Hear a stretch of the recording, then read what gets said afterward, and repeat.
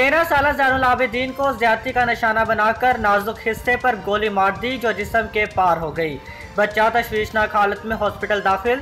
पाकिस्तान दुनिया का वाहिद मुल्क है जहां बच्चों को जिनसी हवस का निशाना बनाकर या तो मार दिया जाता है या फिर बेईमाना तशद्दुद करके फेंक दिया जाता है। दिन ब दिन ऐसे अनासर और बढ़ते मुजालिम रियासत की नाकामी का मुंह बोलता सबूत है, क्योंकि जब तक उन्हें भयानक सजाएं नहीं दी जाएंगी बच्चे मुजालिम का शिकार होते रहेंगे।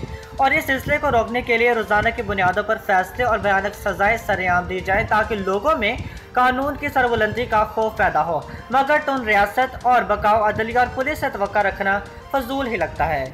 जालिमों ने 10 मुहर्रमुल हराम का भी एहतराम न किया। बच्चे से ज्यादती करने के बाद उसकी नाजुक जगह पर गोली मार दी जो जिस्म के पार हो गई। बच्चा उस वक्त नाजुक हालत में निशर अस्पताल मुल्तान में दाखिल है। बाप जब अपने बेटे को अस्पताल ले जा रहा था तो उसकी जेब में सिर्फ 50 रुपए थे।